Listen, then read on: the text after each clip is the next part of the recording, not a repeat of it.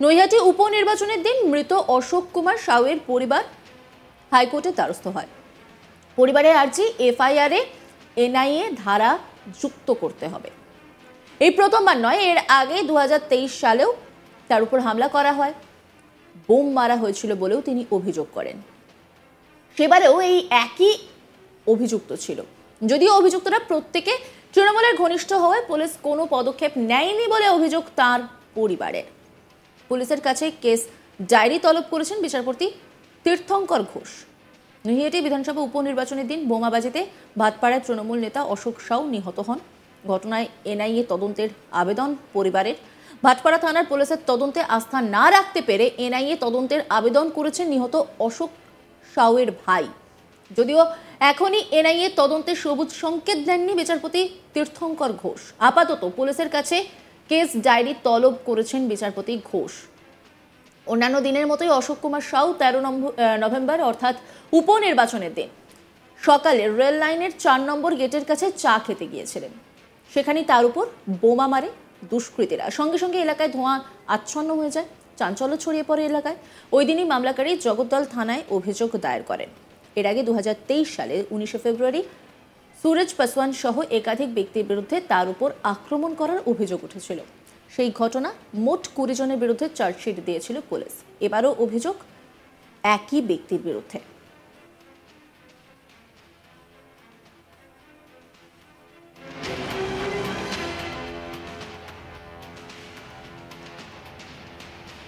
এই নিয়ে একটি রিপোর্ট তুলে ধরেছেন আমার কলিগ মানুষ, দেখাবো আপনাদের। রাজ্যে 6 কেন্দ্রে উপনির্বাচনের দিন অর্থাৎ 13ই নভেম্বর নৈহাটিতেও উপনির্বাচন ছিল। ওই দিন অশোক কুমার সাউ নামে এক ব্যক্তির মৃত্যুর ঘটনায় কলকাতা হাইকোর্টের বিচারপতি তীর্থঙ্কর ঘোষ পুলিশের রিপোর্ট তলব করলেন। এই মামলার কেস ডায়েরি তলব করেছেন। 13ই ডিসেম্বরের মধ্যে কলকাতা হাইকোর্টে পুলিশকে রিপোর্ট দিয়ে জানাতে হবে যে তার মৃত্যু কি কারণে ঘটেছে। একই সঙ্গে এই ঘটনার কেস ডায়েরি আদালতে হাজির করার নির্দেশ দিয়েছেন বিচারপতি। প্রসঙ্গত 13ই নভেম্বর রাজ্যের 6 কেন্দ্রে উপনির্বাচন ছিল। নৈহাটি কেন্দ্রেও উপনির্বাচন ছিল। ওই দিন সকালবেলা এলাকারই বাসিন্দা অশোক কুমার সাউ তিনি 4 নম্বর রেলগেটে চা খেতে গেছিলেন। সেই সময় দুষ্কৃতীরা তার উপর হামলা করে বলে অভিযোগ এবং তারপরেই এলাকায় চাঞ্চল্য ছড়িয়ে পড়ে। বোমাবাজিতে তিনি আক্রান্ত হন এবং হাসপাতালে ভর্তি করলে তাকে মৃত ঘোষণা করা হয়। সঙ্গে সঙ্গে অশোক কুমার সাউয়ের দাদা জগদ্দল থানায় অভিযোগ দায়ের করেন। যদিও তাদের অভিযোগ এই ঘটনায় পুলিশ প্রকৃত তদন্ত করবে না, সেই জন্য আদালতের দ্বারস্থ হয়েছে, পরিবারের তরফে আদালতের দ্বারস্থ হয়েছেন তারা এবং আর্জি জানানো হয়েছে এফআইআর এ যাতে এনআইএ ধারা যুক্ত করা হয় এবং এই ঘটনায় যাতে এনআইএ তদন্তের নির্দেশ দেন বিচারপতি। কলকাতা হাইকোর্ট যাতে এনআইএ তদন্তের নির্দেশ দেন সেই আর্জি জানিয়েছেন পরিবারের তরফে। প্রসঙ্গত পরিবারের তরফে অভিযোগ যে 2023 সালের ফেব্রুয়ারি মাসে একবার একই রকম ভাবে অশোক কুমার সাউয়ের উপরে হামলা চালিয়েছিল দুষ্কৃতীরা এবং তাদের বিরুদ্ধেই এবারেও অভিযোগ যে বোমাবাজিতে অভিযুক্ত তারাই। সুরজ পাসওয়ান সহ প্রায় 20 জনের বিরুদ্ধে 2023 সালের ঘটনায় নিম্ন আদালতে চার্জশিট দিয়েছিল পুলিশ। এবারেও অভিযোগ যে 13ই নভেম্বর উপনির্বাচনের দিন তারাই অশোক কুমার সাউয়ের উপরে বোমা মারে এবং তার ফলে মৃত্যু হয় অশোক কুমার সাউয়ের। যদিও রাজ্য পুলিশ এই ঘটনায় এখনো পর্যন্ত তদন্ত চালাচ্ছে। এই ঘটনায় এনআইএ ধারা যুক্ত করার আর্জি জানিয়েছে পরিবারের তরফে জানানো হয়েছে এবং এনআইএ তদন্তের আর্জি জানানো হয়েছে। বিচারপতি আগামী 13ই ডিসেম্বর রিপোর্ট তলব করেছেন। রিপোর্ট দেখার পর কি নির্দেশ দেন সেদিকে লক্ষ্য থাকবে। প্রসঙ্গত 13ই নভেম্বর রাজ্যের 6 কেন্দ্রে উপনির্বাচন ছিল। নৈহাটি কেন্দ্রেও উপনির্বাচন ছিল। ইতিমধ্যেই আমরা জানি যে নৈহাটি কেন্দ্রে বিপুল ভোটে জয়লাভ করেছে রাজ্যের শাসক দল। শাসক দলের প্রার্থী প্রায় 50,000 ভোটে নিকটতম প্রতিদ্বন্দ্বী যিনি বিজেপির প্রার্থী ছিলেন তাকে হারিয়েছেন। ওই এলাকায় প্রসঙ্গত এবার আগে ওই এলাকা ছিল বলা যায় যে বামেদের ঘাঁটি। সেখানে এবছর যেহেতু বাম এবং কংগ্রেসের জোটের একটা সমস্যা তৈরি হয়, পরে সেখানে বামেদের সাথে সিপিআইএম এর লিবারেশন তারা জোট করেছিল, কিন্তু বলা যায় যে সেই জোটের প্রার্থী যিনি হয়েছিলেন অত্যন্ত কম ভোট তিনি ওই কেন্দ্র থেকে পেয়েছেন এবং আশানুরূপ ফল একেবারেই বামেদের ওই কেন্দ্র থেকে হয়নি।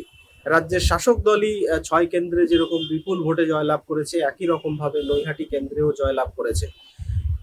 ব্যারাকপুরের সাংসদ অর্জুন সিং তিনি গত লোকসভা নির্বাচনে বিজেপিতে দল বদল করার পর থেকেই এলাকা বলা যায় যে কার্যত উত্তপ্ত হয়ে ওঠে এবং সেই উত্তাপ প্রায় সবসময় বজায় রয়েছে এলাকায়। নৈহাটি উপনির্বাচনের দিনও সকালবেলা বোমাবাজি হয় এবং সেই বোমাবাজিতে আক্রান্ত হয়েছিলেন অশোক কুমার সাউ। সকালবেলা 4 নম্বর রেল গেটে তিনি চা খেতে যান, তখন তার উপরে হামলা করা হয়, বোমা মারা হয় এবং সেই ঘটনায় মৃত্যু হয় অশোক কুমার সাউয়ের। পরিবারের তরফে কলকাতা হাইকোর্টের দ্বারস্থ হয়ে এনআইএ তদন্ত চাওয়া হয়েছে। আপাতত বিচারপতি রিপোর্ট তলব করেছেন, সেই রিপোর্ট দেখার পর বিচারপতি কি নির্দেশ দেন সেদিকে আমাদের লক্ষ্য থাকবে। নৈহাটি উপনির্বাচনের দিন মৃত অশোক কুমার সাউয়ের পরিবার হাইকোর্টের দ্বারস্থ হন। পরিবারের আর্জি এফআইআরে এনআইএ ধারা যুক্ত করতে হবে।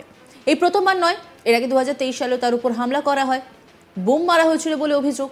সেবারেও একই অভিযুক্ত ছিলেন, যদিও অভিযুক্তরা প্রত্যেকেই তৃণমূলের ঘনিষ্ঠ হওয়ায় পুলিশ কোনো পদক্ষেপ নেয়নি বলে অভিযোগ তার পরিবারে।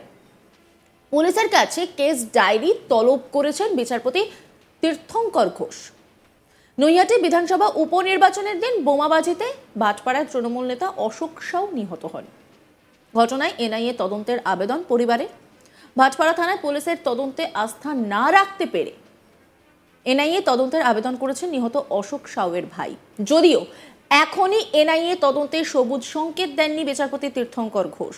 আপাতত পুলিশের কাছে কেস ডায়েরি তলব করেছেন বিচারপতি ঘোষ। অন্যান্য দিনের মতোই অশোক কুমার সাউ 13ই নভেম্বর অর্থাৎ উপনির্বাচনের দিন সকালে রেল লাইনের 4 নম্বর গেটের কাছে চা খেতে গেছিলেন।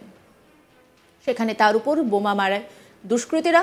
সঙ্গে সঙ্গে এলাকায় ধোঁয়ায় আচ্ছন্ন হয়ে যায়, চাঞ্চল্য ছড়িয়ে পড়ে। ওই দিনই মামলাকারী জগদ্দল থানায় অভিযোগ দায়ের করেন। এর আগে 2023 সালের 19শে ফেব্রুয়ারি সুরজ পাসওয়ান সহ একাধিক ব্যক্তির বিরুদ্ধে তার উপর আক্রমণ করার অভিযোগ উঠেছিল। সেই ঘটনা মোট 20 জনের বিরুদ্ধে চার্জশিট দিয়েছিল পুলিশ। এবারও অভিযোগ একই ব্যক্তির বিরুদ্ধে, আর তারপরেই কিন্তু রীতিমতো তারা উঠে পড়ে লেগেছেন এবং তারা নৈহাটি বিধানসভার দিনকে যে ঘটনা ঘটেছে তার পরিপ্রেক্ষিতে তারা হাইকোর্টে আর্জি জানিয়েছেন।